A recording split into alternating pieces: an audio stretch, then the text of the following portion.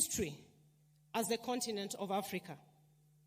The world is facing many challenges, but none has become so apparent, so threatening, and so devastating as the threat of climate change.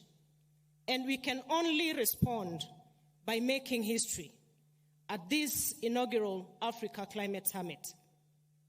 Everywhere we look in Africa, there is a climate change-related story to tell. For example, in Malawi, Hurricane Freddy led to the loss of 200 people and nearly $2 billion US dollars worth of damage occasioned. Last year, the Horn of Africa came out of one of the worst droughts in decades, where we lost hundreds of lives and thousands of livestock. In fact, for the first time in Kenya, we had to track water for our wildlife in the national parks and reserves.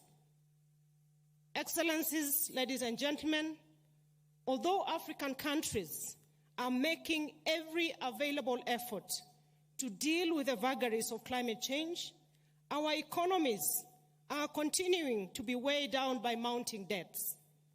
As we speak, 31 out of the 37 heavily indebted poor countries in the world are in Africa. Over 20 years of climate change negotiations have yielded agreements and promises that have delivered very little for Africa. Instead, the imagery of Africa as a poor continent, a victim, keep dominating the climate negotiations year in, year out. The fact that Africa has historically contributed very little to the global emissions has remained an inconvenient truth, yet receiving no reciprocity from the rest of the world for the contribution we make. Excellencies, ladies and gentlemen, this inaugural Africa Climate Summit presents an opportunity like no other for Africa to change the course of history. Millions of young Africans are looking up to African leaders here to leave them with a promise, a visible promise, to make them feel that there is a future where they have hope to get green jobs, live a dignified life, and thrive.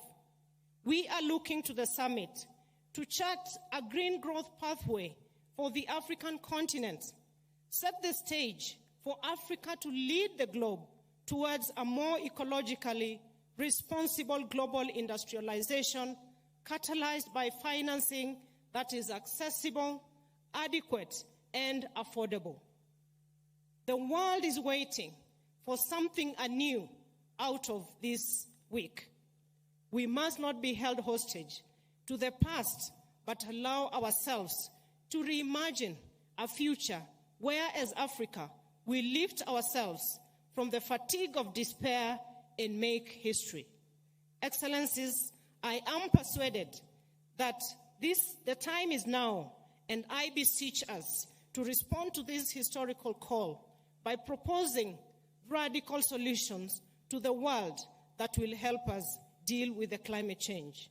I invite us to listen to the inner urge calling us to serve humanity, that we go down in history, that it is out of Africa, the cradle of mankind, that the solution for climate change came forth.